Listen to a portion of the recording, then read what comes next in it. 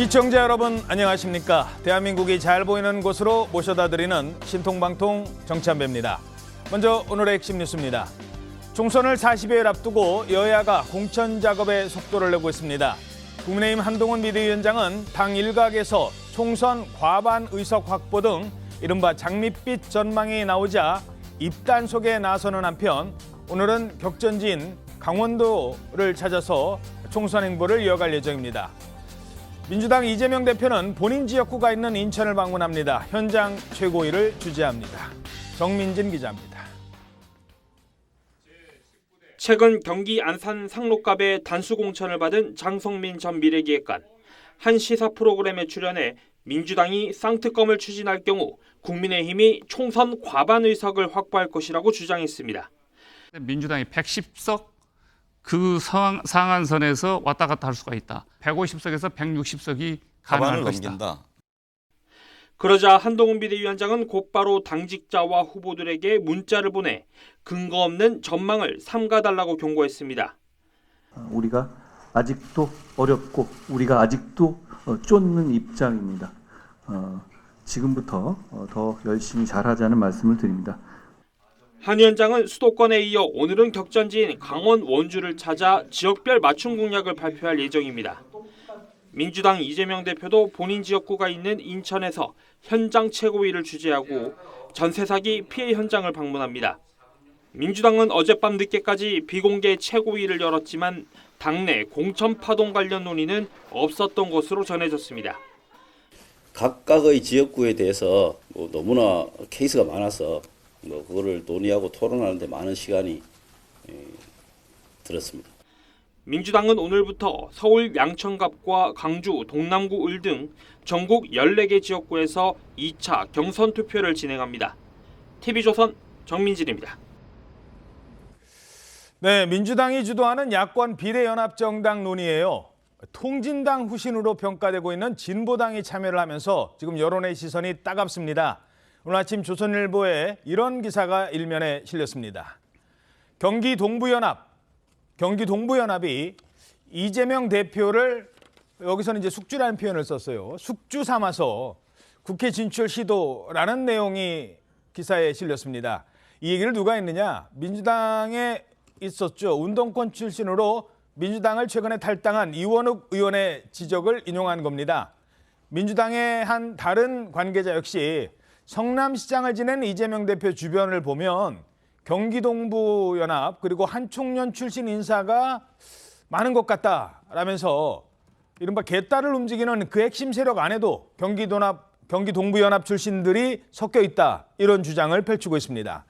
하지만 민주당에서는 비례후보 검증 과정에서 충분히 이런 인물들을 걸러낼 수 있다라는 입장입니다.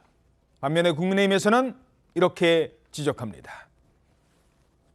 우려했던 대로 이번 총선에서 이재명 대표가 자기가 살기 위해서 종북 위헌 정당 세력인 통진당 세력을 부활시키고 정통의 정당 민주당을 통진당화하고 있습니다. 자, 과거 기억날 겁니다. 이석기 전 의원 사건. 당시 대법원 확정 판결로 내라는 모죄로 사실상 사라졌던 통진당입니다. 그 통진당이 이번에는 이재명 대표를 연결고리 삼아서 국회 진출을 노리고 있다는 이 지적. 잠시 뒤에 자세히 분석해 드리도록 하겠습니다. 자, 먼저 총선을 44일 앞둔 민주당 상황입니다. 연일 비명행사, 친명행지라는 비판이 쏟아지고 있습니다. 조선일보 6면 기사입니다. 막말 논란 친명 의원들 수도권에 대거 단수 공천됐다. 결국 친명 의원들은 그동안 막말 논란이 있었음에도 불구하고 단수 공천이라는 겁니다. 7차 공천 심사 결과를 발표했는데 자, 한송원 기자, 친명들이 대거 단수 공천 받았어요. 예, 이 친이재명계로 과거 막말 논란을 일으킨 현역들도 수도권에 대거 공천됐습니다. 어제 이 친명계 지도부 이 정청래, 이 서영교, 김영진, 이계호 의원 등 모두 단수 공천이 확정이 됐는데요. 예. 이 막말 논란을 좀 살펴보자면 정청래 삼선 의원, 2015년에 동료 최고 의원에게 공갈이라는 발언을 해서 징계를 받았었고, 공갈. 네, 21대 국회 때는 이 본회의장에서 국무위원 발언 도중에 고성을 질러서 방해를 항의를 했었습니다. 또 이 경기 화성병에 공천받은 이 권칠승 재선 의원 지난해 현충의 전날에 당시 이 천안함 폭침 음모론에 반발하는 최원일 전 천안함장에게 부하들 다 죽이고 어이가 없다라고 해서 물의를 빚었었습니다. 예. 그리고 이 김승환 의원도요, 유명한 발언이죠. 국회의장에게 GSGG라는 표현을 써서 논란이 됐었고요. 또 이 철험의 강성 김용민 의원도 윤석열 대통령에게 이제 그만두셔야죠, 이런 막말을 했었습니다. 예. 그리고 이 마지막으로 경기 시흥갑에 공천된 이 문정복 의원은 태영호 의원에게 변절자라고 해서 논란이 일었습니다. 자, 지금 보시면 뭐 부하들 다 죽이고 천안함 함장에게 저런 얘기를 했었던 사람, 그리고 GSGG, 저게 뭐 영어가 아니라요, 한글로 풀어 읽으면 욕설입니다. 그런 얘기를 했던 분, 그리고 윤석열 대통령 면전에서 그만두셔야죠, 마스크 안에서, 그리고 그 얘기했다고 자랑했던 사람들, 이런 사람들은 대거 신명은 공천을 받았고, 그렇다면 비명계의 운명은 어떻게 되는 겁니까? 예, 비명계 현역 지역들은 대부분 경선지로 분류가 됐습니다. 이 광주 서구갑의 재선 송갑석 의원과 조인철 전 광주문화경제부시장, 또 대전 대덕구는 이 초선 박영순 의원과 박정현 최고위원, 그리고 충북 청주 흥덕도 친문 도종환 의원과 이현희 민주정책연구원 부원장이 붙게 됐고요. 또 경기 고양정도 초선의 이용우 의원과 김영환 전 경기도 의원이 맞붙습니다. 예. 자, 그렇다면 한번 들어보시죠. 그동안 어떤 막말 논란이 있었는지, 그럼에도 불구하고 이 불패를 이어갔는지 직접 들어보시죠. 사퇴하지도 않으면서 사퇴할 것처럼 공갈치는 것이 더 큰 문제라고 생각합니다. 공당의 대변인으로서 부적절한 표현을 사용한 것에 대해 천안함 장병과 유족들을 비롯하여 마음의 상처를 받았을 모든 분들에게 깊은 유감의 말씀을 드립니다. 아울러 저는 국회 장관 청문회 과정에서 천안함 사건은 북한의 소행이라는 입장을 밝힌 바 있음을 말씀드립니다. 대통령 탄핵 발의를 해놔야 반윤 연대가 명확하게 서집니다. 한동훈 장관의 이런 무분별한 입이 결국에는 윤석열 정권에 굉장히 큰 부담이 될 것이고 윤석열 대통령을 나중에는 물 수도 있다. 저는 예. 뭐 물 수도 있다. 그다음에 뭐 본인은 여기 아니라고 합니다만 GSGG 이런 발언들을 했음에도 불구하고 단수로 공천. 어떻게 보십니까?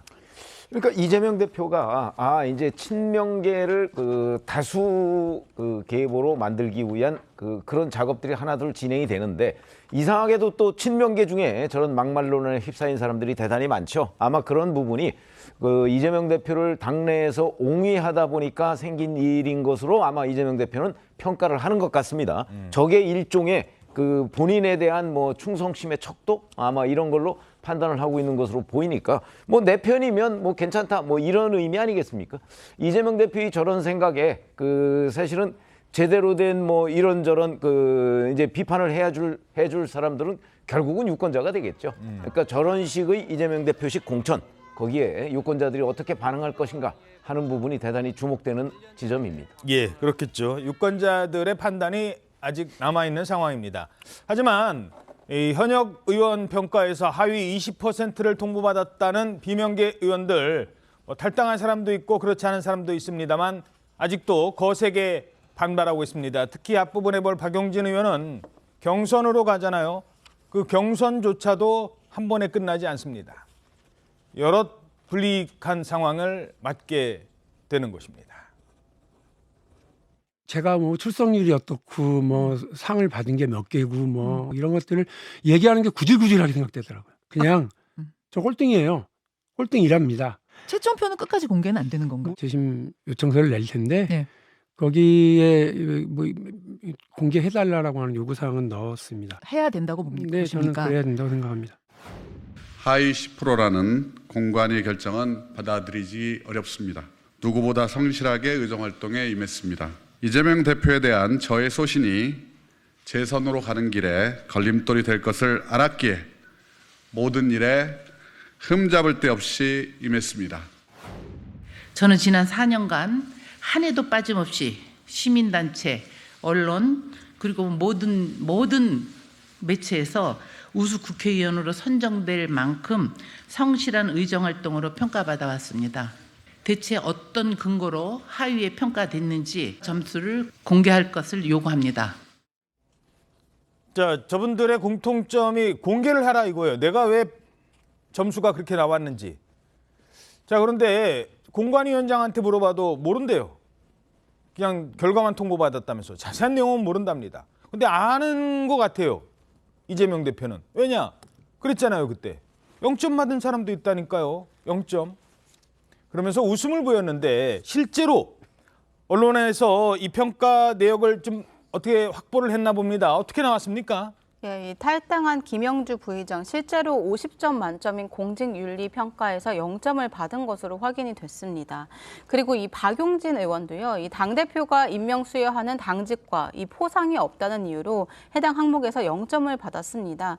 특히 이 박 의원의 경우에는 예? 평가 의원들의 정성평가 점수도 매우 낮았던 것으로 알려졌고요. 예. 이 공천에 직결된 평가들에서 각 의원실이 이 평가 자료를 되게 충실하게 제출하는 만큼 이 세부 항목에서 0점을 받는 경우는 거의 없는데 이번이 매우 이제 이례적인 경우라고 할 수 있겠습니다. 그렇죠. 그러니까 뭐 0점이라는 것 자체가 상당히 이례적인 거라는 거죠. 어떻게 그래도 0점이냐라는 건데. 자, 이러면서 그럼 누가 평가를 했을까? 누가 누구를 평가한다는 것인가? 이 평가위원들이 이제 위원회를 만드는데 그분들의 면면을 봤더니 또 이 편향성 논란도 제기되고 있다고요?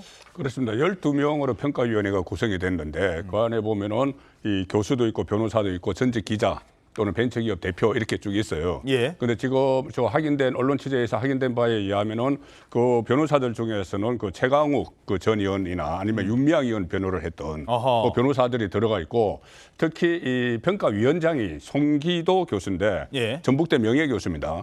그런데 송기도 교수는 그때 대선 때 그 대선 캠프에 있었어요. 그 균형발전 위원회 공동위원장을 맡았습니다. 그러니까는 이재명 대표 쪽의 사람인 것이죠. 그러니 이게 평가가 과연 공정하게 이루어졌겠느냐. 가령 저는 가장 대표적인 것이 박용진 의원이 0점을 받은 항목이 예. 그겁니다. 그 어떤 그 대표로부터 이재명 대표 출범 이후에 이재명 대표로부터 당직을 하나도 못 받았고 수상을 못했다. 표창을 못 받았다. 예. 그리고 이재명 대표가 안 준 거잖아요. 예. 이재명 대표가 당직도 안 시키고 본인과 그 계속 본인에게 대립각을 세웠기 때문에 당직도 안 주고 표창도 안 한 거예요. 그런데 그래서 그것을 안 받았다고 해서 50점짜리 배점을 0점 처리를 한 겁니다. 그러면 이것은 그 과연 이 평가위원회가 독자적으로 움직였겠느냐? 그 부분이 좀 의구심이 들 수가 있죠.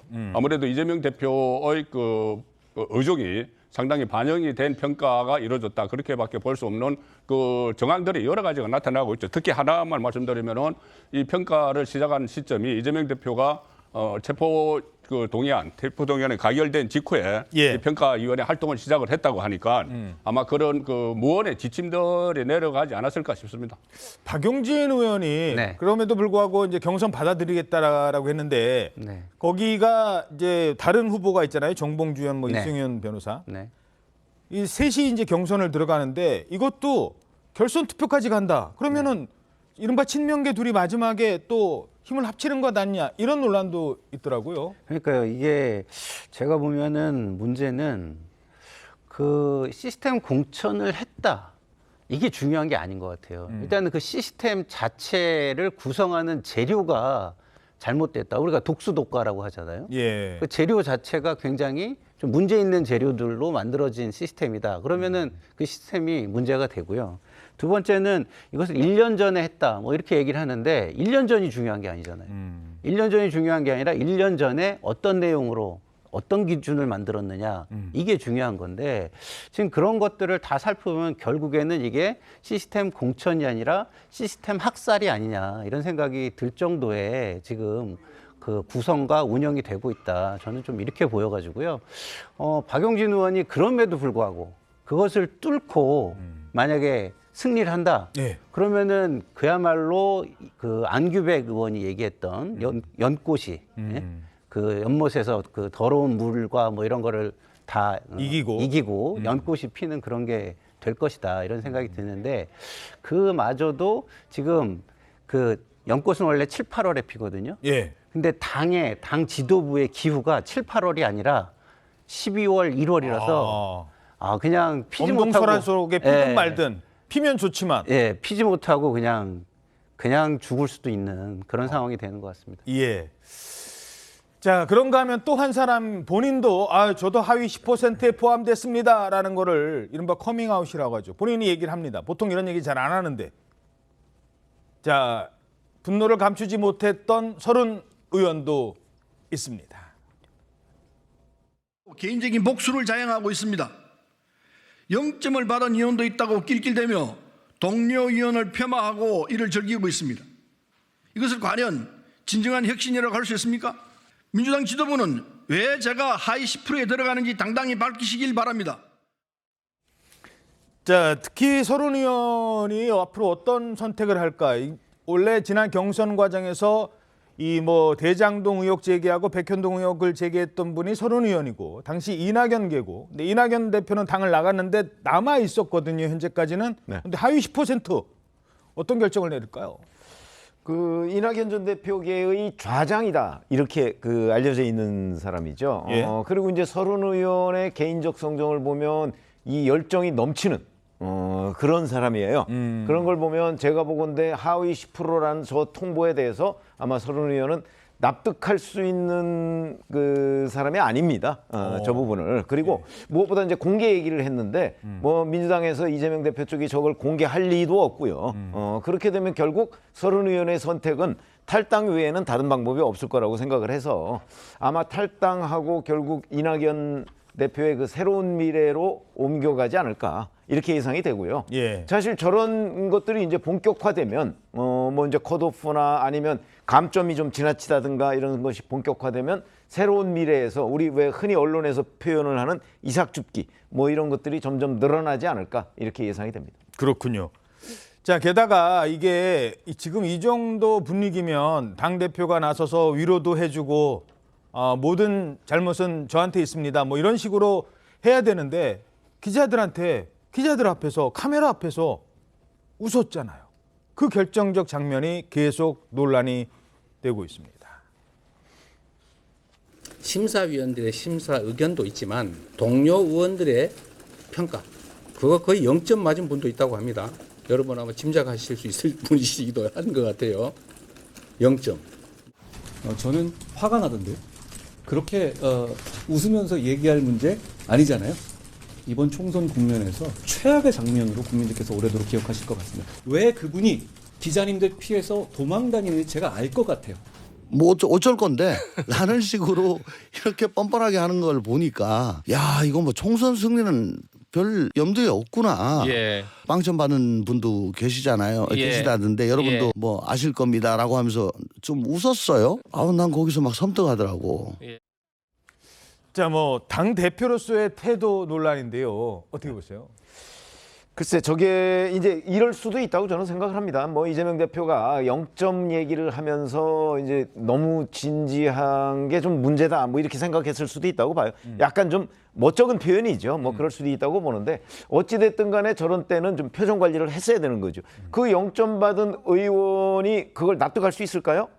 예를 들어서 저게 이제 다면 평가를 얘기하는 거잖아요. 예. 동료 의원들로부터 이 사람의 경우에 어떠냐, 의정 활동이나 여러 가지 종합적으로 평가할 때 거기에 동료 의원들이 다 0, 이렇게 줬다는 건데 그런 경우를 자기가 이제 얘기를 해가면서 물론 저걸 어떻게 알았느냐 이건 별개 문제로 얘기를 해가면서 이제 하다 보니까 여러분도 다 아신다 그러는데 글쎄 그 민주당 출입 기자들이 지금 다 알고 있나요? 그럴 것 같지도 않아요. 이런 여러 가지 점에서 본인이 좀 표정 관리를 했어야 되는데 그런 점에서 실패했다. 이렇게 보입니다.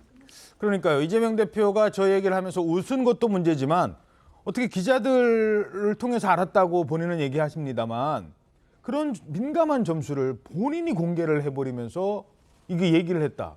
그 과정도 상당히 논란이 될 것 같아요. 대표가 0점이라고 한다는 거는 많은 논란이 있을 수밖에 없거든요. 그렇습니다. 그 이명배 공관위원장도 본인이 처음에는 이거 관여하지 않았다. 나는 모른다. 통보만 한다고 했다가 나중에는 내가 그것을 자기가 책임하에 했다고 이렇게 이야기를 해요. 그런데 그렇다면 그 평가를 하는 과정에서 수많은 사람들이 있었을 테고 그것을 채점을 하는 사람들도 있었을 테고 그것을 실무적으로 하는 사람이 있어서 이게 언론에 공개가 된 건데 그렇다면은 그 이명박 위원장이 아마 이재명 대표에게 모든 걸 다 보고를 했겠죠. 그러니까 예. 이재명 대표가 알고 있는 거예요. 지금처럼 이재명 대표가 모든 공천을 본인이 직접 챙기는 상황에서 평가 점수를 받지 않았다고 이야기하는 것은 그거 뭐 믿을 수가 없는 거죠. 평가 점수를 다 받았는데 그걸 저렇게 공개를 하고 하는 것은 이재명 대표로서는 지금 작심을 한 거예요. 먼저 작심을 하고 일부 이 반발이 있더라도 이게 끝까지 밀고 나간다는 것을 은연중에 저는 노출을 한 거라고 봅니다. 저 0점 이야기를 한 것이. 예. 그래서 그러니까 이 0점이라는 것은 이재명 본인의 평가에서 0점이라는 말이나 마찬가지라고 저는 들리거든요. 그렇다면 이 기조를 그대로 계속 유지를 할 텐데 이게 과연 반발의 강도가 지금 당 내부에서만 반발의 강도가 일어나고 있죠. 그런데 조금 전에 말씀하신 그 서른 의원 같은 경우는 이낙연계의 자장일 뿐 아니라 DJ 동교동계의 막내입니다. 동교동의 막내이기도 한데 얼마 전에 김한정 의원도 동교동 비서 출신. 그렇죠. 김한정 의원도 하위 평가에 들어갔거든요. DJ를 끝까지 모셨다고. 예, 그렇습니다. 마지막에 퇴임하고 나서도 비서실장으로 갔어요. 그런데 그 서른 의원도 그 동교동계의 뭐 막내 이런 평가를 받아왔기 때문에 이재명계 외에는 그 전에 김건태계도 지금 뭐 위험하다는 이야기가 있지 않습니까? 이인영 위원장 이미 예, 그리고 불출마했고 이인영 의원도 예. 지금 그 여론조사에서 배제되고 한 상황이라서 지금은 친명의 우호적인 쪽도 있었는데 일부 뭐 김건태계나 이렇게 있었는데 그 계보마저도 전부 다 등을 돌리는 그런 상황으로 치닫고 있는 것 같아요. 자, 그래서 바로 그 얘기 그러면 해보죠. 이렇게 잡음이 계속되니까 민주당에서도 이래서는 안 되지 않습니까? 라는 얘기가 나오는 것 같아요. 그러자 어제 심야회의를 열었대요. 심야회의. 관련 문제를 논의했습니다. 이재명 대표 바뀌었을까요? 이렇게 얘기합니다.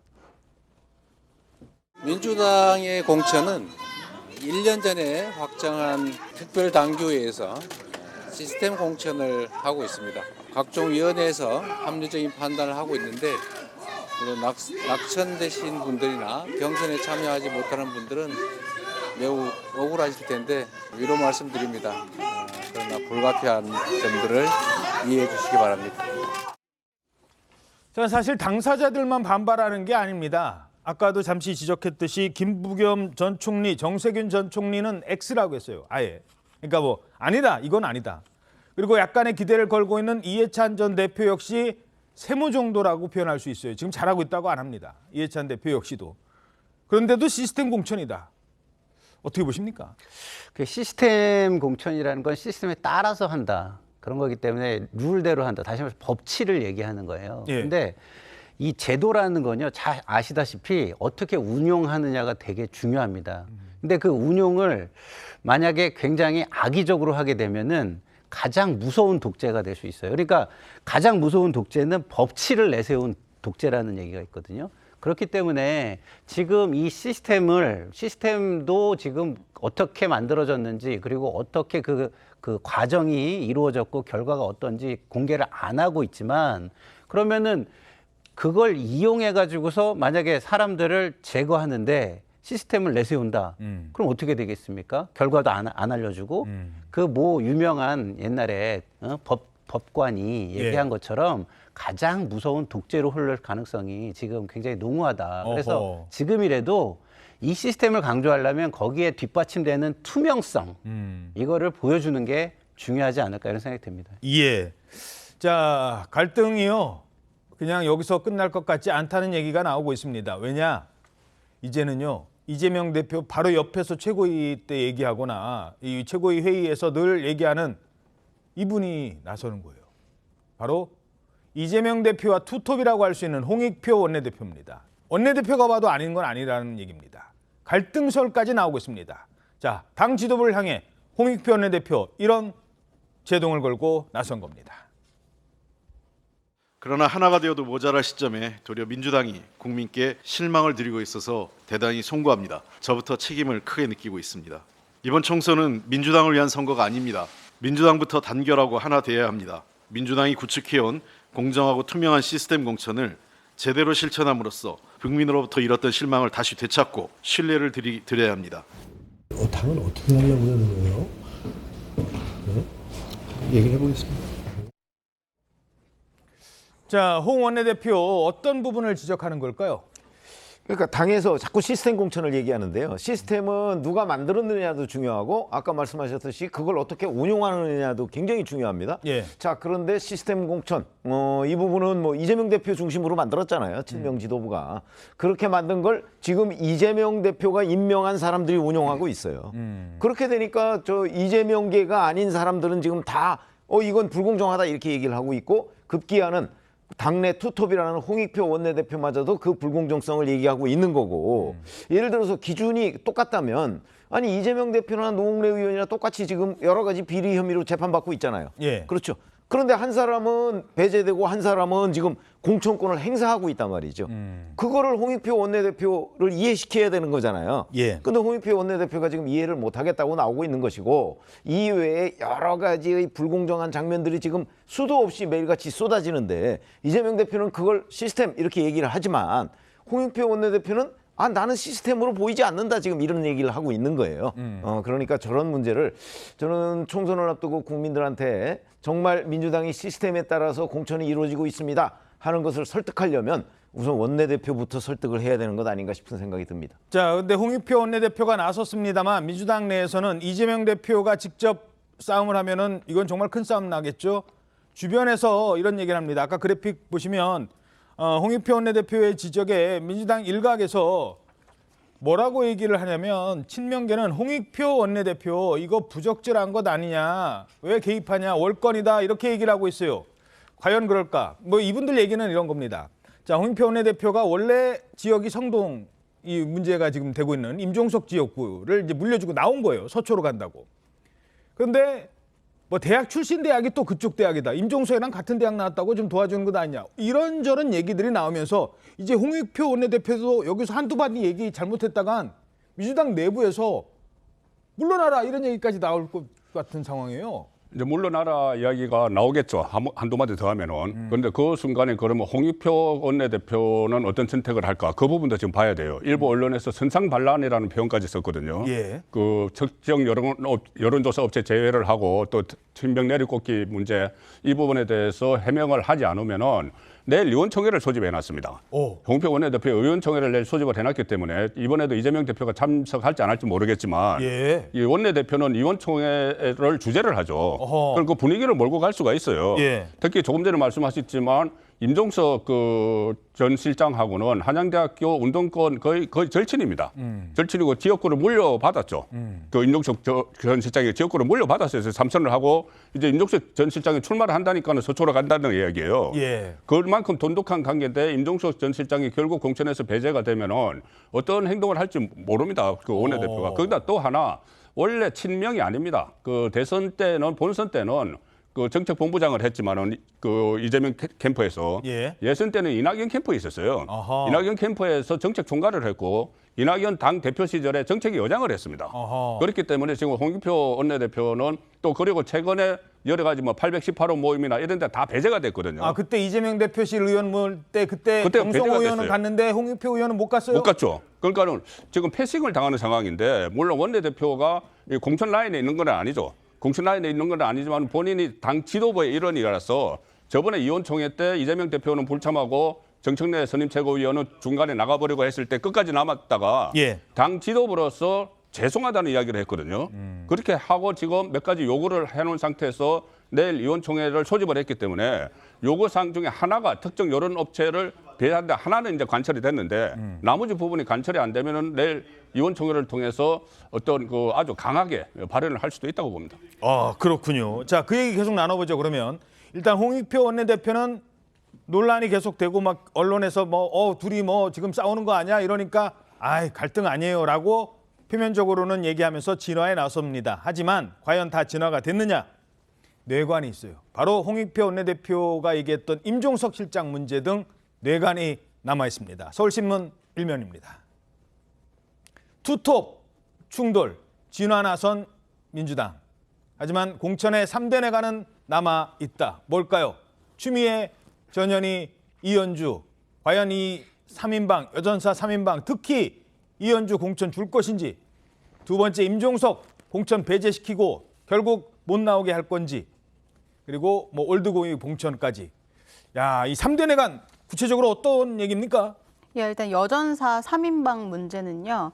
이 안규백 위원장이 수도권 전략 공천 이 가능성을 언급을 했었는데 이 문재인 전 대통령을 비판했던 이현주 전 의원의 공천 문제는 이 비명계 반발을 자극할 수가 있습니다. 예. 또 그리고 이 친명계에서는 이 공천 불가 기류가 강한 이 아까 송국권 의원님도 말씀하신 이 임종석 전 실장의 중성동갑 공천 여부도 이 뇌관으로 떠오를 수 있습니다. 어허. 그리고 이 마지막으로 올드보이 공천 난항인데요. 이 박지원 전 국정원장이나 정동영 전 장관 등 이 올드보이들이 있는데 이재명 대표가 떡잎이 져야 새순이 자란다 이렇게 말한 만큼 이들에 대한 공천 여부도 또 문제가 되고 있습니다. 자, 이른바 뭐 올드보이라고 불리고 있습니다만 박지원 전 국정원장 이재명 대표에게 호의적으로 보이다가 요즘 들어서 또 이 이재명 대표를 향해서 쓴소리도 계속 날리고 있습니다. 지금 어떻게 될지 모른다는 거예요. 뭐 그분들 얘기는 나중에 하고 제일 중요한 거 뇌관 임종석 전 실장 공천 여부인데 지금 화면 한번 볼까요? 임종석 실장이요. 지난 주말에 그 중성동갑 지역에서 계속 지금 선거운동 계속 하고 있어요. 네. 지금 이런 사람한테 지금 도저히 나가라는 게 본인은 이해가 안 될 것 같은데. 본인은 뭐 끝까지 버티겠다는 거죠. 시기적으로 지금 딴 데로 가서 뭐 해보기가 좀 어렵다. 이미 타이밍이 늦었다. 이렇게 좀 생각하는 것 같고요. 근데 문제는 이런 겁니다. 임종석 전 실장도 그렇고 더더군다나 야당의 지도부는 알아야 될 게 이겁니다. 이게 경쟁자들이 있고 그 경쟁자들과 경쟁을 하기 때문에 이것이 마치 경기인 걸로 아는데 경기가 아니에요. 이 정치는 경연입니다. 경연. 그러니까 누구랑 싸워서 이기는 게 아니라 국민들한테 자기의 모습을 최고의 모습을 선보이고 평가받고 선택받는 거지. 뭐 상대를 눌러서 이긴다고 해가지고서 그 상대만 누른다고 이기는 게 아니군요. 승리자가 되는 게 아니에요. 그러면 그걸 생각한다면 임종석 전 실장도 사실은 이렇게 할 게 아니라 본인이 험지를 가거나 불출마하는 게 맞고요. 지도부도 임종석 전 실장이 그렇게 하면은 너무 억울할 수 있잖아요. 그걸 달래기 위해서 지도부 자체도 험지를 가거나 불출마를 하는 게 국민들이 볼 때는 그 경연에 최고점을 줄 수 있는 그런 경연이 되는 거죠. 그러면 이재명 대표 그 인천 계양 적어도 계양을 불출마 정도는 해야 된다? 그렇죠. 저는 사실은 대표가 지금 불출마하고 당대표를 내려놓잖아요. 그러면 정권 심판으로 모든 게 흘러갈 수 있는 저는 물꼬를 트는 거라고 봅니다. 아직 시간 남아 있습니까? 아직 남아 있죠. 왜냐하면 지금 국민의힘의 공천이 사실상 반성이 하나도 없고 성찰이 하나도 없는 공천이거든요. 국민의힘 얘기는 이따가 할게요. 어쨌든 근데, 그런 걸 보면은 시간은 남아 있다 이렇게 생각. 어떻게 보십니까? 글쎄 너무 이상적으로 지금 말씀을 하시는 것 같아요. 제가 보기엔 현실 정치 저희들처럼 이제 기자 생활을 오래 한 사람은 사실 이상을 별로 얘기하지 않습니다. 왜냐하면 그 정치가 이상적으로 흐르는 경우는 저희들의 관찰 그 범위 내에서는 별로 없었어요. 정치는 늘 현실이 이상을 압도하는 국면에서 이루어지고 특히 선거 같은 경우는 이상적으로 이루어지는 그 공천이라는 지금 전 국민의힘도 포함해서 얘기하는 겁니다. 그런 건 없습니다. 그렇기 때문에 저는 이상보다는 지금 말씀하신 저런 내용은 실현될 가능성이 제가 보기엔 별로 없다. 이렇게 보고 이재명 대표가 지금 지역구에서 불출마한다는 게 말이 되는 얘기인가요? 저는 가능성 없다고 보고요. 그러니까 가능성의 문제죠. 말이 그 자체가 말이 안 되는 소리라. 아니 그러니까 그건 이제 본인의 그 판단이시니까 뭐 제가 그건 존중하지만 저는 제가 보기엔 가능성이 없다고 지금 보여지고 그다음에 임종석 전 실장의 문제도 마찬가지죠. 사실은 그냥 정상적으로 경쟁해서 뭐 이기는 사람 공천하면 되는 거예요. 그러면 경선까지는 붙여주면 되잖아요. 근데 이재명 대표 생각은 임종석 전 실장이 국회의원 배지를 달고 돌아오는 거를 나는 못 보겠다 이런 뜻 아니겠어요?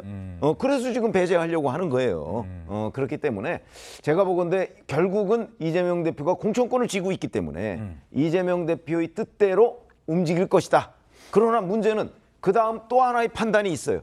이제 국민들이 그 부분을 놓고 판단을 하겠죠. 잠깐만요. 짧게 제가 좀 반론을 드리면 이상이라고 말씀을 드리는데 그 이상이라는 표현 속에서 이런 건 정치권에서 절대 안 된다 이걸 담으신 것 같아요. 근데 과거에 그런 희생을 통해서 위대한 지도자로 국민이 부활시켜준 사람들이 있잖아요. 김대중, 노무현이 등등 해가지고 그분들이 있기 때문에 꼭 이상만은 아니다. 이거는 결단의 문제인 거지 그 사람이 결단할 수 있는 자질이 있느냐의 문제로 보시는 게 더 합당하지 않을까 이런 말씀을 드립니다. 예. 저도 한 줄은 말씀드려야 되겠는데요. 그러면 이재명 대표를 김대중, 노무현 전 대통령 수준으로 지금 말씀을 하신다면 혹시 가능할 수도 있겠다 이런 생각이. 자, 그런데 이거 하나는 제가 우리 송국권 의원께 질문드리죠. 뭐냐면, 자, 지금 뭐 경선은 적어도 줘야 된다라고 하는데 경선조차 안 줘요. 왜? 임종석은 경선하면 가능성이 좀 이길 가능성이 있다고 언론에서 평가하니까 전 잘 몰라요. 근데 어찌됐든 그렇게 보고. 그다음에 박용진 의원 같은 경우는 경선을 붙여주긴 붙여주는데 점수 확 깎아서 그것도 나중에 혹시 어떻게 될지 모르니까 3자 대결에서도 결선 투표까지 가게 이런 구도를 만들어요. 그래서 이 정도 되면 언론에서도 민주당 주변에서도 전직 총리들도 문제 있어라고 얘기를 할 텐데 본인도 알 텐데 왜 박용진 그리고 임종석만큼은 이런 비판 요소가 많음에도 불구하고 여긴 안 돼, 여긴 안 돼로 가는 걸까요? 이재명 대표가 말씀했죠.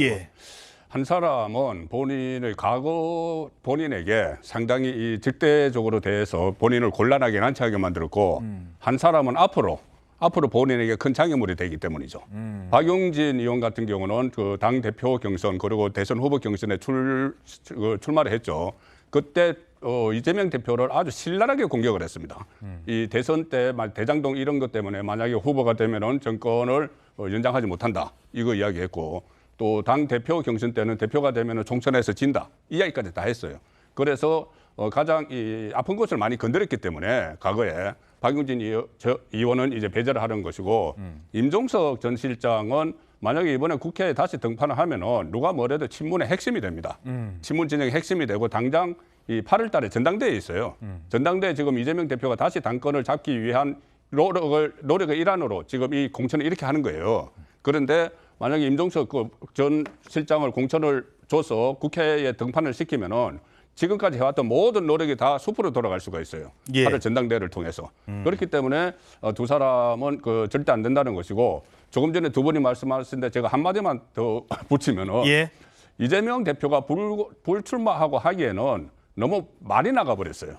지금 많이 나갔기 때문에 돌이킬 수 없다. 돌이킬 수가 없습니다. 지금 불출마를 하면은 그동안 해놓은 건 뭐가 되고 그래서 저는 지금 상황에서는 불출마 가능성은 거의 제로라고 봅니다. 예, 알겠습니다. 자, 그런가 하면 지금 뭐 임종석 또는 박용진 등 이른바 여권에서도 중도 세력에서 봐도 그만한 인물을 왜 떨어뜨려라는 사람이 있는가 하면 또 다른 사람도 있습니다. 그런데 이분은 물론 언론에서도 야 이렇게 훌륭한 분을 공천 떨어뜨립니까라고 하는 건 아니에요. 그런 취지로 말씀드리는 건 아닌데 근데 이분은 내가 밟으면 못 꿈틀거릴 것 같습니까?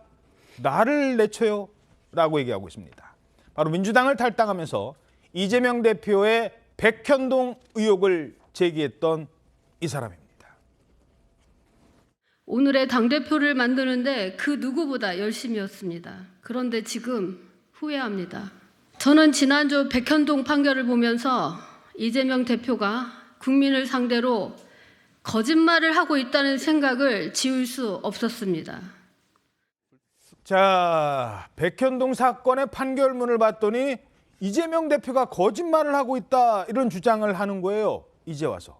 그런데 이번엔 한 발 더 나갑니다.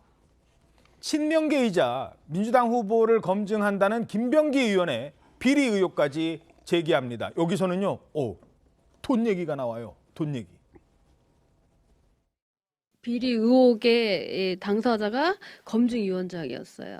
검증을 한 주체가 비리 의혹에 담긴 이제 증거들도 있었고 두 분이 진술서를 써왔어요. 돈을 줬었다. 물론 6개월 후인가 돌려받았지만 돈을 줬다. 검증위원장 측에. 일단 어떤 의혹을 제기한 겁니까? 네, 이수진 의원이 이 대표 측근들 비리도 이 대표에게 전달했다고 주장을 하면서요. 여기서 이 대표 측근은 말씀하신 이수진 의원 옆지역구 이 동작갑 김병기 의원을 말하는 것으로 보이는데요. 오히려 이 컷오프 시킨 분의 비리 증거가 있다고 주장을 한 겁니다. 이 측근 비리를 고심한 끝에 이 당대표실로 보냈는데 이 당대표실에서 윤리감찰단에 갔다가 다시 검증위로 간 이 셀프 검증 문제도 있다고 주장을 했습니다. 그리고 예. 이 비리 내용은요, 말씀하신 바시피 이 2명이 검증위원장 측에 돈을 줬다고 이 자필 서명에서 진술서를 써왔다고 했습니다. 어허. 물론 이 돈이 6개월 후에 돌려받았다고는 했는데 이 돈을 줬다는 사람이 자필 진술서를 썼다는 것은 이 본인이 법관 출신으로 봤을 때도 굉장히 신빙성이 있다고 말을 한 겁니다. 예, 김병기 의원에 대해서 저런 얘기를 했습니다. 김병기 의원 입장도 이건 돈 문제 나왔기 때문에 좀 들어봐야 될 것 같은데. 예, 저희가 이 김병기 의원에게 물어봤는데 이 사실 무근이라는 입장을 강경히 말을 했습니다. 또 당대표실도 해당 의혹을 처음 듣는다고 했고요. 또 김 의원은 어제 자신의 페이스북에도 이 개가 짖어도 기차는 간다라고 이렇게 말을 했는데 이 김 의원이 이 구체적 언급은 하지 않았지만 이수진 의원이 제기한 이 정치자금법 위반 의혹에 대해 반박한 것으로 풀이됩니다. 그렇군요. 자, 김상일 평론가님. 네. 그냥 이 질문 바로 드리죠. 물론 네. 뭐 문제 제기는 할 수 있어요. 근데 왜 지금이냐? 왜 공천 떨어지고 나서 왜 지금이냐? 한때는 철험의 소속으로 이재명 대표 그렇게 지지하더니 이 비판도 있는 건 사실이거든요. 그러니까 인간이 자기한테 중요한 게 걸려 있을 때는 마지막까지 그 말을 할 용기를 못 내는 경우도 있으니까 뭐 굳이 이해를 해주자고 들면 그렇게 이해를 해줄 수는 있겠죠. 그러면 그 이후에는 그 다음 행보가 문제인 거예요. 근데 딴 데 가가지고 출마를 하면서 이 얘기를 하면은 저 얘기는 그야말로 보복성 발언들이 될 수도 있는 겁니다. 예. 근데 만약에 난 이런 정치권, 나는 이제 그만 떠날 건데 오호. 이 정치권을 나는 개혁할 거야. 만약 이러고 나온다면 이후 행보가 오호. 그러면 이 말에 어느 진정성? 정도 진정성이 좀 인정받을 수 있는 분위기가 될 수 있는 거 아닌가 이런 생각이 들고요. 예. 또 하나는 그거를 우리가 이렇게 좀 비유해 볼 수 있을 것 같아요. 예를 들어서 일제 치하에서 우리가 살다가 해방이 됐는데 그럼 일제가 잘못한 걸 얘기하지 말라는 거냐 이런 얘기를 할 수 있는데 근데 일제 치하에서 잘못한 거를 또 세력으로 삼아가지고 또 자리를 하려고 그러면 친일파 소리를 듣는 거잖아요. 그거하고 저는 똑같다고 봅니다. 앞으로 이수진 의원의 행보에 따라서 진정성도 바뀔 수 있다. 그런데 일단 이재명 대표를 공격하기 시작했잖아요. 그러니까 가만히 있겠습니까? 강성 지지자들이 문자를 막 그냥 보낸답니다. 이수진 의원을 비판하는. 그런데 이수진 의원도 가만히 있지 않네요. 예, 이수진 의원의 입이 이제 뇌관이 되고 있는데, 이 이수진 의원이 이 대표 지지자들을 일부에 대해서 이 지금부터 악질 문자를 보내면 끝까지 추적해서 법적 대응을 하겠다고 했습니다. 이 하루 전날에 이수진 의원이 이 만신창이 된 저에게 이 대표 지지자들이 어디서 X뿌리냐 이렇게 말을 하면서 막말 문자를 보내거나 이러니 이재명 주변 사람들이 극단적 선택을 했구나 이렇게 절감했다고 했는데요. 예. 연일 이재명 지지자들에게 이 폭언과 이 막가파식 호의는 이재명을 더 고립시키고 위험하게 만들 수 있다고 이 강경 대응 의지를 밝힌 겁니다. 자, 한때는 이재명 대표를 그렇게 지지하고 하더니 이제 와서 달라진 행보. 아까 뭐 앞으로의 행동에 따라서 진정성도 보입니다만 어떻게 보십니까?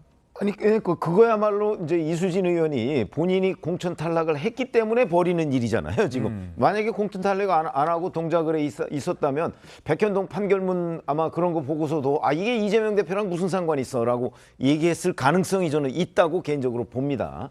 그렇기 때문에 이수진 의원의 저런 부분에 관해서는 저는 전혀 뭐 비중을 두고 우리가 얘기할 바는 아닌데 다만 얘기한 중에 사실이 있을 수도 있어요. 백현동 판결문? 아니 그뿐만 아니고 두 사람이 진술서를 자기한테 가져왔다고 했잖아요. 김병기 의원. 김병기 의원 측이라고 그랬습니다. 예. 가져왔다고 했는데 정말 그거는 사실일 수 있잖아요. 그러니까 그런 부분을 한번 누군가는 좀 확인을 할 필요가 있겠다. 그래서 그 사람들이 돈을 줬다가 6개월 뒤에 돌려받았다는 그 진술서가 두 사람이 있다는데 그건 정말 사실인지 요거는 누군가 뭐 검찰이 됐든 뭐 누가 됐든 한번 확인을 해볼 필요가 있지 않을까. 본인들은 사실무근이라고 했지만 예. 그런 생각이 듭니다. 알겠습니다. 자, 다음은 국민의힘 상황입니다. 국민의힘에서는 첫 경선 결과를 발표했는데요.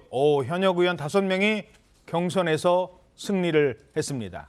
한국일보 3면 기사입니다. 자, 국민의힘 지역구 현역 의원은 공천 불패. 정우택, 박덕흠 의원 등 주로 이제 중부 지역, 충청권, 충북 지역 의원들 경선 결과가 발표됐는데 본선에 오르게 됐습니다. 현역 의원 5명이 티켓을 다 따냈네요. 예, 충청권 현역 의원들 5명 모두 본선으로 직행하게 됐습니다. 지금 보이는데 이 청주 상당 5선의 정우택 의원, 그리고 3선의 이종배 박덕흠 의원, 그리고 초선의 엄태영 의원, 장동혁 사무총장 모두 본선으로 가게 되면서 이 대통령실 출신들 행정관들은 모두 떨어졌습니다. 이 중에서는 이 3선 이상 출마자로 15% 감점 받게 되거나 이 현역 평가 하위 30%에 들어서 20% 감점 받는 경우도 있었지만 모두 현역 프리미엄으로 압승하게 된 겁니다. 또 이 3명 이상 경선에 갔다가 과반이 안 넘어서 결선을 간 경우도 있었는데 아, 맞아요. 저 목동 지역 양천이었죠. 예, 양천갑도 있었고 또 경기 광주 을의 조혁동 전 광주시장과 이 황명주 전 당협위원장도 있었습니다. 자, 양천 같은 경우는 사실 뭐 국민의힘에서 불리한 지역이 아니죠. 그런데 조수진 비례대표 의원과 구자룡 비상대책위원이 결국은 경선까지 갔습니다. 정미경 전 의원도 3파전 양상을 벌이긴 했습니다만 일단 두 사람이 끝까지 여기 양보 못하겠다. 그래서 가자. 경선까지 가서 결선이 확정이 됐다는 겁니다. 자, 그리고 국민의힘 공천에서 또 하나 관심 가는 곳 바로 서울 마포을입니다. 자, 김경률 비대위원 처음에 여기 공천 그러니까 받을 것처럼 됐다가 또 한동훈 위원장 사천 아니냐 이런 논란까지 되니까 김경률 비대위원이 빠졌어요. 그러면 누구? 친명 86세대의 대표주자가 맞섭니다. 정청래 최고위원 지역구잖아요. 여기에 전향한 운동권 출신 함은경 회장의 이른바 운동권 빅매치가 주목되고 있습니다. 한동훈 위원장은 공천 배경 이렇게 설명합니다. 정청래와 함은경 한번 비교해 보시죠. 진짜 운동권에서 내 힘대로 과실을 따먹을 수 있었던 사람이 정청래입니까? 그 유명한 함은경입니까? 정청래는 그걸 계속 울거먹으면서 정치를 자기들 것인 양 주고받고 있는 중심이 되고 있고요. 저희가 함은경 후보와 함께 마포을에서도 꼭 이기겠다라는 다짐을 드립니다. 자, 여기에 대해서 특정지 지역구 특히 여야의 문제이기 때문에 저희들이 정청래 의원의 입장은 어떤지 뭐 이렇게 찾아봤습니다만 아직까지 정청래 최고위원은 옛날에 한동훈 위원장이나 다른 사람 얘기할 때는 마포로 와 한번 붙게 이런 얘기도 했었잖아요. 근데 지금은 특별한 입장을 아직까지는 안 보이고 이거 이제 지역구입니다. 여야의 균형을 좀 맞춰서 설명을 부탁드리겠습니다. 어떻게 보시겠습니까? 저도 정청래 의원이 어떤 반응을 보일지 궁금해서 계속 그걸 찾아봤는데 아직 반응이 없어요. 그 전에 김경률 그 비대위원을 투입을 한다고 하니까는 좋다 와라 아니면은 뭐 차라리 그 한동훈 비대위원장이 오지 왜 뭐 이런 식으로 반응을 했거든요. 예. 그런데 이번에 반응을 없는 이유를 과연 뭘까 이렇게 살펴보니 아마 같은 운동권 출신으로서 또 이 운동권 중에서도 좀 그 차이가 좀 난다 이런 분석들이 있잖아요. 예. 아무래도 그 뭐 함은경 그 씨는 586 운동권의 대보다 지금도 나오지만 뭐 삼민투 활동도 했고 그런데 비해서 정청래 그 의원은 그렇게까지 운동권에서 큰 비중을 차지하지 않는다는 게 이제 일반적인 분석이에요. 그렇다 보니 이게 본인이 여기에 대해서 함은경 씨에 대해서 반응을 보이면은 이게 정말 그 언론에서 지금 이야기하는 대로 그런 프레임이 돼버립니다. 진짜 운동권 출신과 약간은 좀 약한 운동권 출신 그리고 적어도 혜택을 본 사람과 운동권이라는 되는 이유로 것이죠. 아직까지 혜택 안 보고 조용히 살았던 이른바 본인 진짜 운동권. 뭐 함은경 씨도 조용히는 하지 않았죠. 그전에 국회도 출마를 했었습니다. 그런데 어쨌든 이게 지금 국민의힘 한동훈 비대위원장이 이야기하는 8.16 운동권 특권론에서는 자유롭죠. 최근에 군산시 해직을 하고 했으니까. 그런데 이 상황에서 정청래 의원의 반응을 보면은 정말 진짜 운동권과 뭐 약한 운동권 뭐 이런 구도보다도 이 운동권 특권론과 그냥 그 운동권에서 민주화 운동을 했지만은 별다른 혜택을 보지 못한 이 대결 구도가 될 것을 우려를 해서 저는 좀 목소리를 내지 않는 것 아닌가 싶습니다. 예. 자, 상대적으로 민주당은 지금 좀 뭐 갈등이 폭발 직전까지 오고 좀 쉽게 말해서 표현 좀 죄송합니다만 시끄러운 반면에 국민의힘은 좀 조용하잖아요. 그러니까 일각에서는 야, 이거 분위기 좋은데 국민의힘? 야, 이대로 가다가는 이런 얘기가 나오나 봐요. 이러자 한동훈 위원장 곧바로 경고에 나섭니다. 우리가 아직도 어렵고 우리가 아직도 쫓는 입장입니다. 우리는 아직 멀었고요. 저부터 모든 것을 내려놓고 더 잘하겠다는 말씀드립니다. 뭐 갑자기 경고를 했어요. 한동훈 위원장이. 무슨 일이 있었던 거예요? 예, 이 장성민 전 대통령실 미래전략기획관 발언이 발단이 됐습니다. 이 경기 안산 상록갑에 단수 공천받은 이 장성민 전 기획관이 한 방송에 출연해서 내년 총선 예상 의석수를 예상한 겁니다. 이 민주당이 영부인 특검 놀이를 할 경우에는 이 총선에서 민주당이 110석 상한선에서 왔다 갔다 할 것이고 이 국민의힘은 150석에서 160석이 가능하다고 주장을 한 건데요. 이에 한동훈 국민의힘 비상대책위원장이 어젯밤 늦게 이 후보들과 당직자들에게 공지를 내렸습니다. 이 많이 부족하고 더 열심히 노력해야 한다면서 이 선택은 국민들이 하시는 것이기 때문에 근거 없이 총선 예상 의석수를 말하지 말라고 당부를 한 겁니다. 그러면서 이 낮은 자세로 국민만 보고 갈 때라고 다시 한번 이 강조를 했습니다. 그렇군요. 자, 총선 낙관론이 위험한 이유. 왜 그런 겁니까? 아니 총선 낙관이든 비관이든 간에 지금 현재 전국 253개 지역구의 절반도 공천이 안 됐습니다. 그렇죠? 누가 누구와 지금 맞붙어서 총선을 치를지 알지도 못하는데 누가 이길 것이다. 그것도 전국 종합집계를 누가 할 것이다. 글쎄 그거는 뭐 저희 같은 사람은 도저히 이해가 안 되는 판단이고요. 그리고 이런 거 한번 생각해 보시죠. 전국 여론조사가 계속해서 나와요, 지금. 그래서 뭐 국민의힘 몇 퍼센트, 민주당 몇 퍼센트 이렇게 전국 여론조사가 나오잖아요. 당 지지도. 그렇죠. 그렇다고 해서 전국에 300명 그러면 국회의원이 그 여론조사대로 이렇게 나눠지게 되느냐? 전혀 그렇지 않거든요. 예를 들어서 전국 여론조사는 뭐 민주당이 이겼는데 국민의힘이 지역구에서 더 많이 당선될 수는 있어요. 왜냐하면 한쪽에서 크게 지고 조금씩 이기면 이게 2석, 2석이 되고 여기는 1석이 될 수도 있잖아요. 네. 그렇기 때문에 이건 선거를 오래 치러본 사람이라면 적어도 이런 낙관론, 비관론 또는 종합적으로 뭐 100 몇십 석이 어쩌고 이렇게 얘기하는 거는 대단히 위험한 일이고 더욱더 지금은 반도 공천이 안 됐다. 이런 점에서 본다면 한동훈 비대위원장의 경고는 단순히 그냥 엄살이 아니고 이 객관적으로 봐도 이해할 수 없는 장면에 대한 경고로 보인다. 이렇게 말씀드리겠습니다. 예. 일단 이분이 저런 식으로 해서 부산 선거를 굉장히 위험하게 만들었던 분이잖아요.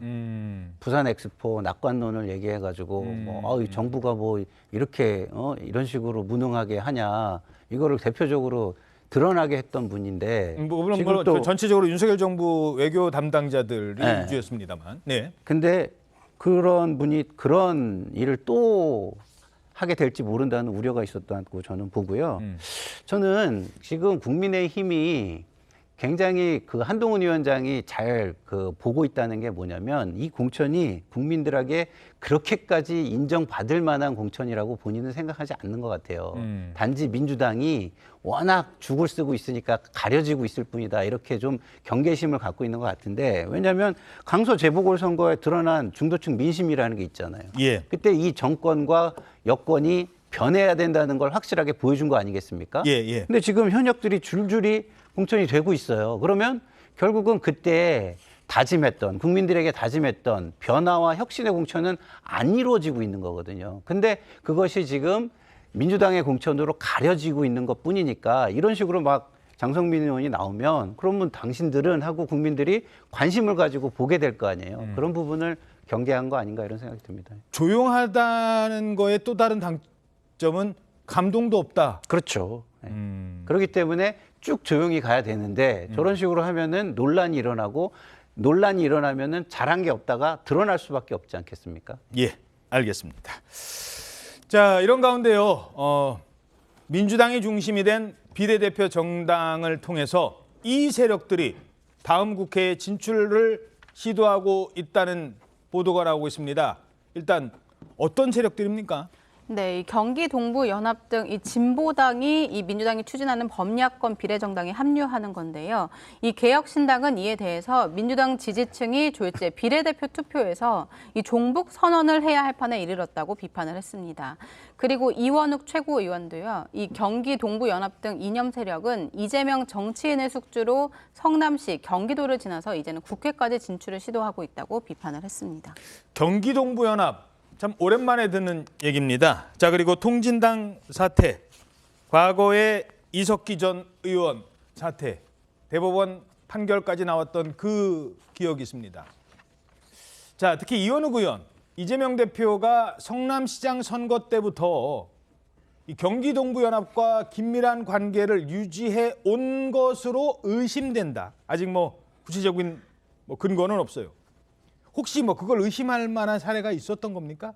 어떻게 분석하세요? 이재명 대표가 성남시장 시절부터 저런 얘기들은 굉장히 많이 나왔어요. 많이 나왔는데 누구도 뚜렷하게 그래서 경기동부연합에 누가 이재명 대표 주변에 있다라고 얘기한 거는 아직까지 나온 적은 없어요. 예. 그렇기 때문에 그런 얘기들이 이재명 대표 주변에서 끊임없이 있다는 걸 이원욱 의원이 알 수는 있을 걸로 저는 봐요. 왜냐하면 이원욱 의원도 운동권 출신이기 때문에 그런 쪽과 좀 이게 연결고리가 있을 가능성은 있거든요. 그러나 이제 저렇게 해서 일반론으로는 이제 뭐 숙주 이러면서 얘기를 할 수가 있겠지만 그렇지 않고 구체적으로 그러면 누구냐 그게 라고 얘기를 했을 때에는 사실은 통진당의 그 후예들이 지금 그 진보당에 많이 있는 것도 사실이에요. 예. 그러나 그런 사람들과 이재명 대표가 어떤 그 은밀한 관계를 유지하고 있다 하는 것까지는 아직 증거가 있는 상태는 아니기 때문에 그 이원욱 의원의 주장으로 그 일단 치부를 하는 것이 저는 맞는 것 같고 앞으로 이제 그 언론 취재를 통해서 아마 그 증거들이 하나둘씩 나타날 가능성도 배제할 수 없다 이렇게 봅니다. 자, 그러니까 민주당이 주도하는 이른바 그 비례위성정당 구성을 봤더니 민주당이 앞번호 중 앞번호인지 뒷번호인지는 아직 정해진 건 아닙니다만 시민단체 몫으로 주고 알아서들 하세요. 우리는 신경 안 씁니다. 이렇게 하다 보니 그래? 그럼 우리가 하나? 이러면서 이제 어떤 세력이 들어올지 윤미향 의원 들어온 것처럼 누가 들어올지 모른다는 거예요. 일단 그거부터 말씀드리죠. 우려하고 있는 통진당 세력이라는 게 벌써 한 10년 정도 된 얘기라 까먹은 분도 많으실 것 같아서 통진당 세력이라는 게 뭐였습니까? 그러니까 이석기 전 의원이 이끌던 그 세력인데 이석기 전 의원이 내란 음모 사건으로 유죄를 선고를 받아서 복역을 했죠. 예. 그런데 그 같은 그 소속된 정당이 통진당인데 통합진보당입니다. 저 때가 막 그 체포 동의안 의원회관 압수수색하고 막 그럴 때요. 상당히 소란스러웠죠. 그때. 예. 그 통합진보당이 헌재 결정에 의해서 해산이 됐어요. 해산이 되고 5명의 국회의원이 전부 다 국회의원직이 박탈을 당했는데.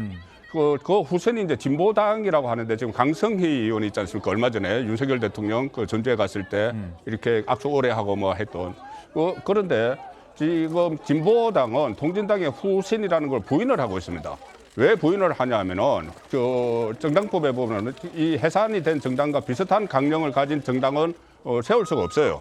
그렇기 때문에 후신이라는 것을 부인을 하고 있는데 실제로는 그 강성희 의원도 이석기 그 전 의원과 그 선후배 관계고 예. 경기 동부연합 그쪽 다 출신이죠. 그런데 지금 이번에 그 비례정당을 만들면서 이재명 대표가 비례정당을 만들면서 진보당의 세석을 주기를 했어요. 그런데 그 순번은 순환을 한답니다. 그러니까는 어디 들어갈지 몰라요. 그런데 그 상황에서 3명이 어쨌든 당선권 한 20명 안에 들어가면은 그 당선권 안에 들어가면 한 3명이 될 수가 있고 입성을 하시는 거죠. 네, 지역구에서도 울산 북구 같은 경우는 민주당이 후보를 안 내고 그렇죠. 진보당에서 냅니다. 그러면은 최소 4명이 들어오고 그다음에 또 어떻게 보면 강우병 유포 세력 이런 세력들도 3명, 4명 들어와서 한 10명 정도가 비례대표로 들어오지 않습니까? 이거는 지금 박홍근 그 추진단장이 비례정당 추진단장이 반윤 세력의 결합이라고 했는데 이거 반윤 세력을 뛰어넘습니다. 반윤 세력이 윤석열 정부에 대해서 반대하는 세력이죠. 그런데 통진당은 단순히 윤석열 정부에 대해서 반대하는 것을 넘어서는 세력이에요. 대한민국 체제에 그렇습니다. 그게 부정을 하는 세력이에요. 그리고 조금 전에 윤미향 의원 말씀하셨지만은 2020년에는 시민단체 추천을 받아서 윤미향 의원이나 또 양이원영 의원 이런 의원들이 검증이 안 된 상태에서 들어와서 윤미향 의원 같은 게 상당히 논란을 일으켰죠. 4년 내내 재판만 하다 끝났어요. 그렇습니다. 그런데 이번에는 윤미향 의원은 어떻게 보면 국가 정체성하고 관련이 없어요. 근데 이번에는 국가 정체성을 위협하는 세력들이 최소 진보당만 해도 4명, 나머지 또 그 과거 정부에서도 보수 정부에서도 계속 이 계담 선동을 했던 일종의 그렇게 이야기를 하죠. 계담을 퍼뜨리는데 앞장섰던 세력이 또 한 7명 이렇게 들어오게 되면은 21대 국회가 상당히 좀 국가 정체성을 흔드는 그런 상황이 될 수 있기 때문에 우려가 큰 거죠. 예, 알겠습니다. 공직선거법 위반으로 기소가 됐죠. 이재명 대표의 부인 김혜경 씨가 오늘 첫 재판을 앞두고 있다고 합니다. 근데 첫 재판 열릴 때 기자들이 당연히 첫 재판 때 출석하면 어떻게 출석할까 준비하고 있겠죠. 그랬더니 지금 신변보호 요청을 했어요. 예, 이 지난 23일에 수원지법에 김혜경 씨 법률대리인이 신변보호 요청서를 제출을 했습니다. 이 법원이 오늘 오전 중으로 김 씨 신변보호 여부를 결정할 예정인데요.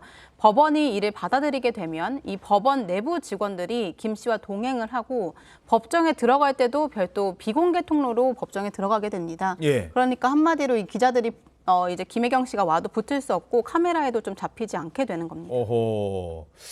이렇게까지 한 이유, 신변보호 요청을 해서 카메라에 드러나지 않으려고 하는 이유가 뭘까요?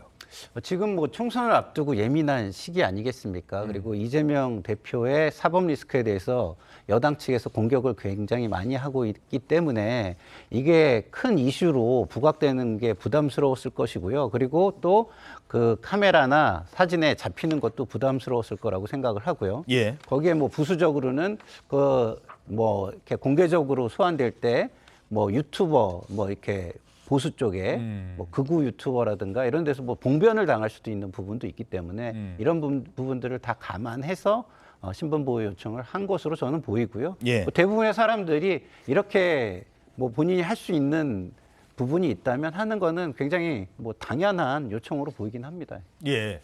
자, 그런데요. 김혜경 씨의 첫 재판을 앞두고 김 씨에게 좀 불리한 소식이 전해지고 있어요. 그동안 이재명 대표는 물론 김혜경 씨도 법인카드 문제에 대해서는 뭐 몰랐다, 쓴 적 없다 이렇게 주장하고 있습니다만 김혜경 씨의 개인 비서 역할을 했던 그 배모 씨는 유죄가 확정이 된 거예요. 왜? 본인이 더 이상 재판 끌지 않겠다고 했으니까. 법인카드 문제는 예. 제 아내가 법인카드를 썼다는 것도 아니고 그 직원들이 법인카드 사용에 절차상 문제들이 있었다는 것인데 그러나 마치 제 아내가 법인카드를 쓴 것처럼 그렇게 하는 것은 좀 과하긴 하지만 생년하고 플러스 13년 먹은 거 그리고 합쳐서 10년 미만으로 회사가 카드 갖고 있어 용약권 그걸로 너 긁어서 금액만 나오면서 밥을 먹고 나서 값을 치르지 않았는데 알아서 했다는 말은 상식적으로 납득도 가지 않은 얘기고요. 배모 씨랑 같이 공모해서 했다고 저는 생각을 하고 있습니다. 자, 핵심 인물인 배모 씨가요. 1심, 2심 판결에 대해서 상고를 포기했대요. 그럼 그대로 확정이 되는 거거든요. 이게 어떤 변수가 될까요? 김혜경 씨 재판에? 그러니까 일단 좀 예상 밖이죠. 배모 씨가 좀 대법원에 상고를 하면 좀 시간을 끌 수가 있지 않습니까? 예. 시간을 끌면은 이게 총선 전에 그날이 이슈가 안 될 수가 있어요. 근데 이게 당장 오늘도 그 김혜경 씨가 재판에 나가면서 이게 좀 이슈가 돼 버렸잖아요. 그리고 또 오늘 공교롭게도 이재명 대표도 재판이 있습니다. 예, 출석 여부는 아직 모르겠습니다. 예. 이재명 대표도 오늘 그쪽에 서울지법에 위정교사 재판이 있어요. 그러면 부부가 이제 수원지법과 서울지법인데 이 서울지법에 뭐 출석을 하는지 모르겠지만은 그런 상황이 지금 총선 앞두고 상당히 안 좋은 상황인데 안 좋은 장면인데 그 일단 배모 씨가 이것을 본인이 상고를 포기를 하면서 어쨌든 그 본인의 유죄가 확정된 상황에서 상고를 포기를 했기 때문에 그렇다면 저 당시에 분명히 좀 구분을 하셔야 될 것이 지금 법인카드 저것은 그 선거법 위반 사건입니다. 예. 뭐 초밥이나 뭐 1,000만 원어치 과일 이거는 지금 수사 중인 거고 저 선거법 위반 사건인데 결국 저 선거법 위반 그 현장에 있었던 사람이 김혜경 씨와 배모 씨거든요. 그런데 어떻게 보면은 이 배모 씨는 심부름을 한 상황인데 유죄가 확정이 된 상황에서 포기를 했기 때문에 유죄가 확정이 돼 버렸잖아요. 그렇다면은 김혜경 씨도 그 유죄가 선고될 가능성이 상당히 높아진 거죠. 알겠습니다. 자, 마지막으로 한 사람 얘기만 더 해보죠. 사실 뭐 그렇게 알려진 인물인지는 모르겠습니다만 조국 전 장관이 신당을 창당하면서 인재를 이렇게 영입하잖아요. 근데 그 첫 번째 영입 인재가 논란이 되고 있습니다. 야, 어떻게 음주운전, 게다가 무면허 운전 논란으로 휩싸였는데 그런 분을 1호 영입 인재로 지금 받아들이는 겁니다.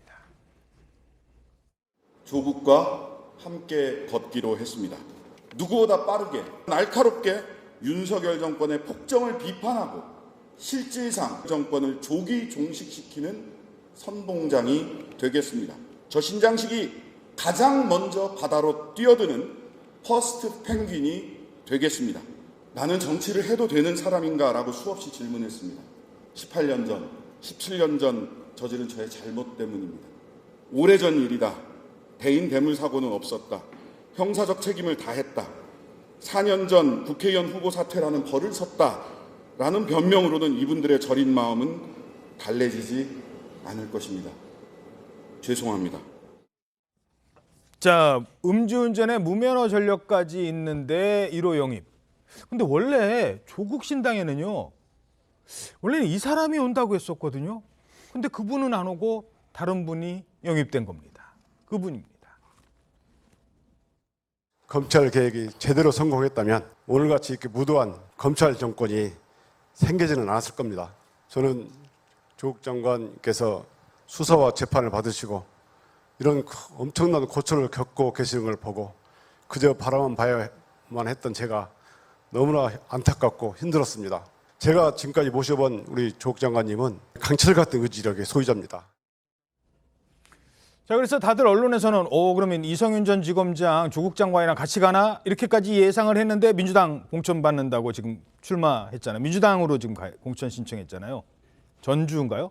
그쪽으로. 근데 이성윤은 안 오고 다른 사람이 왔어요. 근데 음주 전력이 있어요. 이 상황을 어떻게 분석하십니까? 아니 그러니까 조국 전 장관도 1호 영입 인재잖아요. 1호 영입 인재의 상징성이 있기 때문에 사실은 그 언론의 주목을 받는 뭐 비교적 이 사람 정도면 뭐 국회의원이 될 수 있겠다 싶은 사람을 아마 영입하고 싶어 했을 거예요. 뭐 그 정도인데 그 지금 신장식 변호사의 경우에는 지금 말씀하신 대로 음주운전에 무면허 운전 전력이 있는데 오죽 영입할 사람이 없었으면 그랬을까? 뭐 전 그렇게 이해하고 있는 거고요. 이성윤 그 전 서울중앙지검장 같은 경우는 사실은 본인도 뭐 조국 전 장관한테 우호적인 거는 맞는데 문제는 그쪽에 갔을 때 과연 금배지를 달 수 있을 것인가 하는 아주 현실적인 판단을 했을 것이다. 그러니까 민주당이 그 영입 제의를 오니까 얼른 그쪽으로 간 거 아니겠습니까? 다 현실에 기반해서 판단한 거다 저는 그렇게 봅니다. 현실과 이상은 다르다. 현실과 우정도 다르다. 충분히 깨질 수 있는 거죠. 예, 알겠습니다. 다음 소식입니다. 고속도로에서 달리던 화물차에서 뒷바퀴가 빠져요. 그 큰 화물차 뒷바퀴가. 근데 이 빠진 뒷바퀴가 반대 차선으로 가더니 관광버스를 덮쳤습니다. 이러면서 버스기사, 승객 2명이 숨지고 버스 승객 10여 명이 다쳤습니다. 노도일 기자입니다. 관광버스 안 뒤쪽에 커다란 타이어가 덩그러니 놓여 있습니다. 산산조각난 버스 앞 유리창에는 큰 구멍이 생겼습니다. 경기 안성시 경부고속도로에서 서울 방향으로 달리던 화물 트레일러 바퀴가 빠지는 사고가 났습니다. 바퀴는 중앙선을 넘어 맞은편 버스 전용 차로를 달리던 관광버스를 덮쳤습니다. 오늘 그 버스 전용 차로를 하잖아요. 그게 이제 버스가 1차로를 가고 있는데 그게 그 운전석으로 뚫고 들어온 거예요. 이 사고로 60대 버스 기사와 승객 1명이 숨지고 2명이 중상을 입는 등 승객 10여 명이 다쳤습니다. 부상자 규모는 더 늘어날 수 있는 상황입니다. 당시 버스에는 승객 37명이 타고 있던 것으로 파악됐습니다. 경찰은 60대 화물 트레일러 운전자를 교통사고 처리 특례법 위반 혐의로 입건하고 바퀴가 빠진 경위 등을 조사할 예정입니다. TV조선 노도일입니다. 네, 북한에서는 김정은 위원장이 딸 김주애를 공개석상에 자주 데리고 다녔죠. 이러면서 다음 유력 후계자로 이렇게 김주애가 언급이 됐는데 아니야 이런 주장이 나옵니다. 김정은한테 장남이 있대요. 장남은 따로 있대요. 장남 이야기는 사실 뭐 여기저기서 제기된 문제인데 그렇다면 왜 장남이 있는데 장남을 공개석상에 데리고 나오지 않았을까? 이게 궁금했거든요. 근데 전직 국정원 요원의 분석이 나왔어요. 그러니까 뭐 사실 장남이 있을 것이다 이런 추측성 얘기는 지금까지 계속 나왔었고요. 예. 근데 아직까지 저희가 실체를 보지 못했죠. 근데 이게 이제 영국 언론을 통해서 우리나라 전직 국가정보원의 입을 빌려서 지금 얘기가 나오게 된 건데 쉽게 말해서 외모가 매력적이지 못하다. 이제 그런 의미가 일단은 북한에서는 약간 몸집이 있고 살집이 있고 좀 부유해 보이고 이런 것이 굉장히 중요한 뭐 김일성부터 지금까지 김정은 위원장까지 좀 전체적으로 다 이렇게 통통하죠. 심지어 김주애도 굉장히 통통해서 아빠를 많이 닮았습니다. 그런데 굉장히 마르고 좀 창백하고 좀 여유해 보인다. 그러니까 소위 말하는 백두혈통의 일반적인 모습하고는 굉장히 달라 보이기 때문에 나오지 않는 것이다. 지금 이런 분석이 나온 상황이고요. 지난해 3월에 이제 김규현 전 국정원장도 첫째가 아들이 확실하다는 것은 외국 정보기관과 정보공유를 통해서 확인하고 있다. 뭐 이런 얘기가 나왔는데 만약에 있다면 지금 분석이 나온 것처럼 뭔가 대외적으로 공개하기 힘든 외모적인 문제나 여러 가지 사정이 있는 것이다. 이런 분석입니다. 그러니까 외모가 그냥 너무 말랐다. 이게 좀 글쎄요. 근데 김정은 위원장도 옛날에 영국에서 로드맨인 좋아하고 그런 시절 보면 그때도 체격이 그렇게 지금처럼 이러진 않았었는데. 그렇죠. 김정은 위원장의 10대 시절로 알려져 있는 스위스 유학 시절 이런 사진들이 보신 분들 계실 텐데요. 그때 사진만 보더라도 지금과는 좀 많이 다르죠. 일단 체격만 봐도 지금보다 훨씬 좀 왜소하고 마른 체격이고요. 얼굴도 왜소해서 그런지 지금과 좀 많이 달라 보입니다. 그렇기 때문에 많은 전문가들, 특히 이제 미국의 마이클 매든 연구원 같은 경우에도 김정은 위원장이 후계자 시절에는 마른 체격이었지만 북한의 이제 나이든 장성들, 그러니까 수뇌부 앞에서 권위를 내세우기 위해서는 김일성처럼 보이도록 체중을 늘려야 했다, 이런 배경 설명도 같이 덧붙이고 있습니다. 야, 저 때는 이제 지금 얼굴 좀 나오네요. 젊었을 때 모습이지만. 자, 그렇다면 장남이 있고 또 지금 편애하는, 그러니까 좋아하고 공개석상에 자주 나오는 거는 딸이고. 야, 이건 후계구도 어떻게 될까요? 근데 전반적인 분석은 주애가 후계자가 될 가능성이 높다라는 것이 일단 전반적인 분석인 것 같습니다. 일단 김용호 통일부 장관도 김주애에 대한 의존 수준이 계속 높아지고 있는 것, 그리고 그런 전체적인 위상이 올라가고 있는 것을 비교해 본다면 후계자 가능성을 배제할 수 없다라는 그런 입장이고, 조태용 국정원장도 김주애가 유력한 후계자로 보인다. 물론 변수는 꽤 많이 있습니다. 이제 북한에서는 소위 말하는 김정은의 자녀 숫자나 성별 문제나 이런 것들은 극비로 그렇죠. 되어 있는 상황이기 때문에 일단 예를 들어서 좀 뭔가 그 외모의 변화나 이런 것들이 생겨가지고 변화할 수 있다면 또 장남이 후계자가 될 수도 있는 것이고, 아직은 단언하기 좀 어렵습니다만 일단 그렇게 변화의 가능성을 얘기를 하는 건 이제 북한이 워낙 가부장적인 사회고 또 여성 인권에 대해서 좀 낮은 분위기이기 때문에 반전의 가능성도 남아 있다. 여전히 아직은 확신하기 어렵다라는 것이 전체적인 분석인 것 같습니다. 알겠습니다. 자, 전공의들 파업이요. 지금 일주일째를 맞았습니다만 환자와 가족들의 고통은 뒤로 한 채 의사들의 목소리 전혀 바뀔 것 같지 않습니다. 이렇게요. 부대장은 솔수한테 무릎치게 붕괴한다! 붕괴된다!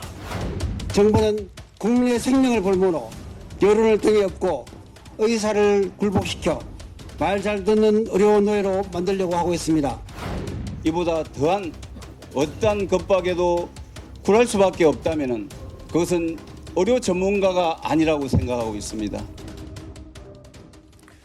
자, 이런 상황에서도 환자를 위해서 24시간 불을 켠 병원이 화제가 되고 있습니다. 조선일보 일면 보시죠. 그래도 환자부터 24시간 불 켠 병원이 있다. 부천의 한 중형 병원인데요. 환자들을 위해서 운영 시스템을 바꿔줬다고 합니다. 이러면서 24시간 응급실을 근무하고 있고 전화 대기를 하고 있습니다. 자, 그런데 이런 병원만 있는 건 아니잖아요. 지금 제일 심각한 건 환자들 피해 계속 날이 갈수록 커지는 건 아니겠습니까? 그렇죠. 환자들과 그리고 환자의 가족들 정말 걱정이 점점 심해지고 있는데요. 사실 지난 주말이 전공의들의 파업 이후에 첫 번째로 맞는 주말이었거든요. 그 주말 상황도 굉장히 심각했습니다. 주말 낮 기준으로 응급의료 포털을 보게 된다라고 한다면 응급실은 정말 말 그대로 포화 상태였는데요. 서울대병원도 26개 병상이 모두 가동 중이었고 신촌 세브란스 병원도 4명의 응급 환자가 자리를 나기를 기다리는 그런 모습들을 보였습니다. 응급실 환자들이 대기도 길어졌지만요. 대부분 입원 자체가 거절이 되는 상황이었다라고 하고요. 이렇게 상급 종합병원에서 거절이 되거나 또 의료 파업으로 뭔가 문제가 생기면 당연히 2차 중형병원으로 몰리게 되기 때문에 연쇄적으로 업무 과부하가 지금 생기고 있는 상황입니다. 그렇기 때문에 의료 파업 길어지면서 환자들의 불안 점점 깊어지고 있습니다. 자, 지금 이 여론은요, 의대 증원에 대해서는 상당히 뭐 제가 구체적인 숫자를 말씀드릴 수는 없습니다만 여론은 그래도 이 우호적입니다. 이 의대 증원에 대해서. 오히려 이제 파업에 대해서는 좀 불편함이 점점 이제 호소하고 있는 이런 상황. 그런데 이 상황을 일각에서는, 정치권에서는 한 2,000명? 에이, 나중에 뭐 한 1,000명으로 극적인 타협하고 뭐 그러는 거 아니야? 이 얘기를 정치 쇼다라고 이재명 대표가 비판을 하고 나섰어요. 자, 저렇게 비판을 했더니 의사의 파업을 정부는 정치 쇼로, 그리고 나중에는 진압 쇼로 보여줄 것이다. 이거 중단하시오. 뻔히 다 보입니다라고 했더니 대통령실이 여기에 반박을 했네요. 대통령실이 굉장히 불쾌한 반응을 냈습니다. 국민의 생명에 달린 문제를 놓고 불난집에 튀밥을 주워 먹겠다는 듯 달려드는 것이다. 이렇게 굉장히 강력하게 비판을 했는데, 최근에 민주당의 공천 상황을 보면 이재명 대표가 지금 당내 분란을 수습하는데 굉장히 쉽지 않은 그런 상황이죠. 그러니까 보통 당내 분란이 심해질 때 대외 공격용으로 사용하는 것들 중에 하나라고 판단을 하고 있는 것 같고요. 그러니까 뭐 이재명 대표 입장에서도 조금 전에 말씀하셨던 것처럼 의대 정원 확대와 관련해서 국민적 여론이 나쁘지 않기 때문에 이걸 아예 비판하기도 쉽지 않고, 그러니까 본인이 뭔가 중재자로 나서서 타협선을 만들고 본인이 해결하는 모습을 보여주려는 것도 하나 있는 것 같고, 그리고 정부의 이 그러니까 강력하게 진압하려고 하는 이런 모습을 비판적인 시각으로 이제 공격의 소재로 삼아서 어찌 보면 민주당 내분을 좀 잠재우려고 하는 그런 의도가 있는 것이 아닌가. 대통령실에서도 이런 의미로 지금 이 문제는 정치적으로 바라볼 문제가 아님에도 불구하고 지금 총선에 다가오는 그 과정에서 이재명 대표가 정치적으로 활용하는 것에 대해서 굉장히 불쾌감을 표한 것 같습니다. 사태 해결에 좀 서로 여야가 머리를 맞대도 모자랄 판에 여야가 이 문제를 뭐 함께 논의했다 이런 얘기도 없고, 어떻게 보십니까? 그렇죠. 일단 의사단체와 정부가 지금 강대강 대치를 하고 있는 중이기 때문에요. 정치권에서 이런 갈등들을 해결하기 위한 안들이 나와줘야 된다는 것, 당연히 국민의 입장에서 봤을 때는 당연한 과정일 것입니다. 그런 부분에서는 여야가 뭐 여야를 막론하고 정치권에서 좀 그런 대안들이 좀 나와야 될 것 같다는 생각은 드는데요. 일단 정부로서도 전공의들을 설득할 만한 어떤 세세적인 정책들을 좀 더 제시를 해야 될 것 같고, 무엇보다도 의사들이 지금 다시 자신의 자리로 좀 돌아와서 정부와 협상안을 또 만들어가는 모습들을 국민들께 보여드리는 것이 이번 강대강 대치를 해결할 수 있는 시발점이 아닐까라는 생각해봅니다. 예, 물론 현재까지 정부는 2,000명 증원에 입장 변화 없다. 그리고 의사들은 절대 반대다라고 합니다만, 글쎄요, 환자들 생각하면 좀 타협할 시간이 이제는 다가오는 것 아닌가라는 생각이 점점 들기는 합니다. 더 늦기 전에, 더 아프기 전에, 더 불행한 일 생기기 전에. 1분 뒤에 돌아오겠습니다. 네, 오늘 아침 대한민국 잘 보이셨습니까? 오늘 하루 당신의 대한민국 신통방통이 응원해드립니다. 여러분 고맙습니다.